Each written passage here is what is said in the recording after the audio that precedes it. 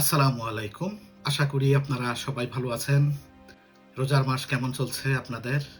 আজকের ভিডিওটা হলো আপনার পুরাপুরি ল্যাঙ্গুয়েজ স্কুল, জাপানের ল্যাঙ্গুয়েজ স্কুলকে ফোকাস করে আমি আলোচনা করব। আজকের ভিডিওটিতে আমি ৪-৫টা পয়েন্ট বলতে চাচ্ছি, যেগুলো বাংলাদেশ থেকে আপনার স্টুডেন্টরা মানে যারা জাপানিজ ল্যাঙ্গুয়েজ স্কুলে আসতে চায়, যে ভুলগুলো করে বসে এবং যেই ভুলগুলোর খেসারত দিতে যেয়ে তাদের অনেক সময়, পরিশ্রম, মানসিকভাবে কষ্ট করতে হয়। ভিডিওটা অনেক ইম্পর্টেন্ট হবে। আশা করি আপনারা শেষ পর্যন্ত দেখবেন। আপনারা জানেন যে আমি দীর্ঘদিন জাপানে আছি এবং অনেকে আমার সাথে জাপানিজ ল্যাঙ্গুয়েজ স্কুলে আসার ব্যাপারে আলোচনা করে। তারপরে আসার পরে কিভাবে আগাতে হবে সেই বিষয়ে আলাপ করে, কিংবা কিভাবে প্রথম থেকেই প্ল্যান করলে সুবিধা হয় সেই বিষয়ে আলাপ করে।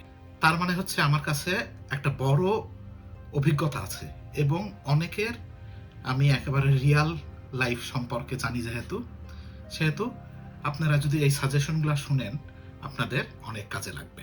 বাংলাদেশ থেকে আসার সময় বাংলাদেশি স্টুডেন্টরা কিংবা গার্জিয়ানরা প্রথমেই যে বড় ভুলটা করে বসে সেটা হলো যে তাদের উদ্দেশ্য পরিষ্কার না। বেশিরভাগ বাংলাদেশি, আপনি খেয়াল করবেন, আমরা বাংলাদেশি যারা, আমাদের উদ্দেশ্য বিদেশে যাওয়া, কিন্তু বিদেশে যে আমরা কি করব সেটা কিন্তু আমরা সঠিক জানি না। আমরা মনে করি গেলে একটা হবেই নি। কিন্তু মাথায় রাখবেন, জাপান একটা খুব ডিসিপ্লিন দেশ। এইখানে গেলেই কিছু একটা হবেই নি, এটা খুব কঠিন। আপনি যদি প্রথম থেকেই আপনার যদি জাপানে আসার উদ্দেশ্য, মানে আপনি কেন যাচ্ছেন, ভাষা শিখতে যাচ্ছেন, ইউনিভার্সিটিতে যাচ্ছেন, পড়াশোনা শেষ করে কি করবেন, দেশে ফিরে আসবেন, জাপানে জব খুঁজবেন, হায়ার স্টাডি করবেন, অন্য দেশে চলে যাবেন, এই জিনিসগুলো সম্পর্কিত আপনার একটা খুব ডিটেল রোড ম্যাপ প্রথম থেকে থাকতে হবে। নাহলে জাপানে এসে আপনি ছন্নছাড়া হয়ে যাবেন। কারণ কি, এক একটা মানুষ তো এক একভাবে চলবে। আপনার সাথে যে বন্ধুটা আসবে কিংবা বড় ভাইটা আসবে, সে কিন্তু তার প্ল্যান অনুযায়ী চলবে, আপনি আপনার প্ল্যান অনুযায়ী চলবেন। ঠিক আছে? তো এই ক্ষেত্রে আপনাকে আপনার প্ল্যানটা খুব নিখুঁত হতে হবে এবং দেশ থেকে জাপানে আসার পরিকল্পনা শুরু করার আগেই এটাকে ফাইনালাইজ করতে হবে। এরকমভাবে ফাইনালাইজ করতে হবে যেন আপনি আসার পরে আপনাকে এগুলার চিন্তা করতে না হয়। এইগুলা ফাইনালাইজ করার পরেই আপনি আসার জন্য প্রস্তুতি নেওয়া শুরু করবেন। আমাদের দ্বিতীয় পয়েন্টটা, আমি যেটা সবসময় বলে আসি, জাপানিজ ভাষা। আপনার আজকের ভিডিওতেও সেটা বলবো, একটু ডিটেল করে বলবো। আপনারা জানেন যে জাপানে যারা পড়াশোনা করতে আসে, খুব ধনী ঘরের ছেলেমেয়েরা কিন্তু আসে না। কারণ তারা বাংলাদেশেই যথেষ্ট, তাদের এনজয় করার জন্য বাংলাদেশেই যথেষ্ট। ঠিক আছে? তাদের ভবিষ্যৎ তাদের বাংলাদেশে যথেষ্ট। জাপানে যারা আসে তারা বেশিরভাগই কিন্তু মধ্যবিত্ত কিংবা নিম্ন মধ্যবিত্ত। তার মানে আমি যেটা বলতে চাচ্ছি, আপনাকে তো জাপানে এসে তাহলে আপনার পড়াশোনার সাথে সাথে পার্ট টাইম কাজ খুঁজতে হবে। আর এই পার্ট টাইম কাজ খুঁজতে গেলে আপনার যে জিনিসটা সবচেয়ে বেশি প্রয়োজন সেটা হলো জাপানিজ ল্যাঙ্গুয়েজ। তো বাংলাদেশ থেকে সবাই যে ভুলটা করে, আগে যেটা বললাম যে উদ্দেশ্য হলো বেশিরভাগ স্টুডেন্টদেরই আমি জাপানে যাব। এখন জাপানে আসলেন, ঠিক আছে, কোনো অসুবিধা নাই। তো আপনাকে তো পার্ট টাইম কাজ যদি করতে হয়, আপনি যদি সেরকম ধনী ঘরের সন্তান না হন, তাহলে আপনাকে নিশ্চিতভাবে পার্ট টাইম কাজ করতে হবে। এখন আপনি যদি মনে করেন যে আমি N5 লেভেল দিয়ে জাপানে যেয়ে পার্ট টাইম কাজ খুব সহজেই খুঁজে পাবো, তাহলে আমি বলবো আপনি স্বপ্ন দেখতেছেন, আপনি এখনো বোকার স্বর্গে বসবাস করতেছেন। এই ক্ষেত্রে আমি গার্জিয়ানদেরও যেটা বলতে চাই, ঠিক আছে, আমিও যেহেতু একজন গার্জিয়ান, আপনিও একজন গার্জিয়ান, আপনাকে আমি বলতে চাই, N5 লেভেলে আপনি আপনার ছেলে মেয়েকে জাপানে পাঠাবেন না। কারণ পাঠানোর পরে আপনার লাইফটাও কঠিন হয়ে যাবে। সে জাপানে এসে জব খুঁজে পাবে না, কান্নাকাটি করবে, হতাশার মধ্যে থাকবে, আপনাকে টেলিফোন করবে, বাইরের অন্য মানুষকে টেলিফোন করবে, এতে আপনি নিজেও ভারী হয়ে যাবেন। ঠিক আছে? তা আপনাদের আমি একটা জাস্ট ছোট উদাহরণ দেই, ভয় পেন না আমার কথাগুলাতে, আমি গার্জিয়ান হিসাবে বাস্তব কথাগুলা বলতেছি। আমাদের এক আত্মীয় আসছে আপনার রিসেন্টলি জাপানে, তাকে আমি খুব বলে কয়ে তাকে N3 কমপ্লিট করিয়েছি এবং সে এখন সাইতামার ওইদিকে একটা জাপানিজ স্কুলে আসছে। আসার পরে উদাহরণটা বলি, সে ভালো জাপানিজ শিখে আসছে বাংলাদেশ থেকে। আসার পরে সে কতটা উপকৃত হয়েছে বলি, সে যে স্কুলে আসছে আপনারা জানেন জাপানের প্রত্যেকটা স্কুলে কম বেশি মোটামুটি কিন্তু পার্ট টাইম কাজের জন্য বিভিন্ন কোম্পানি থেকে বলে রাখে যে তোমাদের যদি ভালো কোনো স্টুডেন্ট থাকে তাহলে পরিচয় করাই দিও, আমাদের এখানে কাজে নিব। তো সে আসার পরে যেটা হয়েছে, সে যেহেতু N3 কমপ্লিট করে এসেছে, আসার পরে তার স্কুলের প্রিন্সিপাল তাকে একটা জায়গায় পার্ট টাইম কাজ ঠিক করে দিয়েছে, একটা কনভেনিয়েন্স স্টোরে। ঠিক আছে, আপনি চিন্তা করেন যে একটা স্কুলের প্রিন্সিপাল তাকে ডাইরেক্ট সেই কাজটা ঠিক করাতে হেল্প করেছে। তাহলে ডিফারেন্সটা দেখেন। যারা বলে যে না জাপানে জব নাই, এটা পুরাপুরি মিথ্যা কথা। আমি একেবারে স্ট্রংলি বলতেছি আপনাদের, জাপানে প্রচুর জব আছে, প্রচুর পার্ট টাইম জব আছে। সমস্যা হলো আমরা অস্থির। ঠিক আছে, আমরা জাতিগতভাবে অস্থির। আমি কাউকে দোষ দিচ্ছি না, আমরা জাতিগতভাবে অস্থির। একটা জিনিস করতে একটা নির্দিষ্ট সময় লাগে, একটা স্কিল সেট দরকার হয়। আমরা সেটা না করেই আমরা জাপান যাব, আমেরিকা যাব, লন্ডন যাব, ঠিক করে ফেলি, চলেও আসি। যার ফলে আমি আপনাদের যেটা বলতেছি, স্টুডেন্টদেরও যেটা বলতেছি এবং গার্জিয়ানদের যেটা খুব একটা স্ট্রং মেসেজ দিচ্ছি, আপনার ছেলে মেয়েকে আপনি N5 করে জাপানে পাঠান না। আপনিও বিপদে থাকবেন, আপনার ছেলে মেয়েও বিপদে থাকবে। আপনি এভাবে চিন্তা করেন, একটা ইন্টারমিডিয়েট পাস ছেলে মানে কি 18 বছর 19 বছর বয়স, ঠিক না? কিংবা সে যদি অনার্স করেও আসে 21-22 বছর বয়স, কতটা ম্যাচুরিটি আছে তার? সে যখন 1.5-2 লাখ টাকা নিয়ে জাপানে আসার পরে কাজ খুঁজে পাবে না, ঠিক আছে, আপনি তো টিউশন ফি জমা দিয়ে ফেলছে, ঠিক না?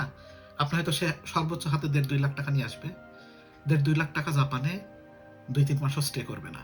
তারপরে যখন সে কাজ খুঁজে পাবে না, আপনি খালি তার মনের কথাটা একবার চিন্তা করেন, তার মাইন্ডের অবস্থা চিন্তা করেন যে সে কিভাবে প্রত্যেকটা দিন প্রত্যেকটা মিনিট পার করবে জাপানে। জব নাই, সামনের মাসে টিউশন ফি দিতে হবে, খাওয়ার টাকা নাই। তো এই জন্য আমি বলতেছি ভুলটা কিন্তু জাপানের না, এজেন্সিদেরও না, ভুল হচ্ছে আপনার আর আমার, আমরা যারা আসতেছি।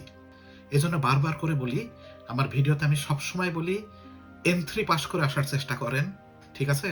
আর N3 যদি নাও হয়, N4 না করে আপনি বাংলাদেশ কোনো মতেই ছাড়বেন না।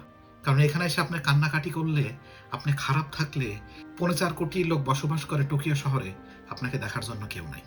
আশা করি আপনি আমার মেসেজটা বুঝতে পেরেছেন। এখানে প্রচুর পার্ট টাইম জব আছে, প্রচুর আছে। Only the problem is your language capability. ঠিক আছে, এটা আপনাদের মানতে হবে। এবং গার্জিয়ানদের যেটা বললাম, ভালো করে প্রস্তুতি না নিয়ে আপনার সন্তানকে আপনি জাপানে ছেড়েন না। আমাদের পরের পয়েন্টটা হলো সঠিক সেশন সিলেক্ট না করা। এখানে আমি যেটা বলতে যাচ্ছি, জাপানে মোটামুটি ল্যাঙ্গুয়েজ স্কুলে 3টা সেশনে আসা যায়, এপ্রিল, অক্টোবর, ঠিক আছে, আর পরে মনে হয় আর একটা আছে। যাই হোক, তো পরেরটা আমি বলতে চাচ্ছি না কি জন্য।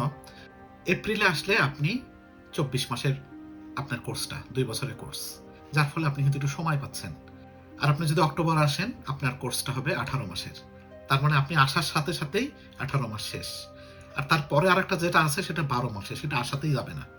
তাই আমি আপনাদের যেটা বলতে চাই, আপনি অবশ্যই এপ্রিলের সেশনে আসবেন, 2 বছরে আসবেন, 2 বছরের জন্য আসবেন। কারণ 18 মাস সময় খুব ছোট। আপনি আসার পরে এখানে অভ্যস্ত হতেই 5-6 মাস লেগে যাবে। তারপর আপনি ভাষা শিখবেন, সেনমনগাক্কোতে যাওয়ার জন্য নিজেকে রেডি করবেন, ইউনিভার্সিটিতে যাওয়ার জন্য রেডি করবেন, জব খুঁজবেন, অতটুকু সময় এটা সম্ভব না। যার ফলে আমি আপনাদের স্ট্রংলি বলবো আপনারা এপ্রিল সেশনে আসবেন, ঠিক আছে?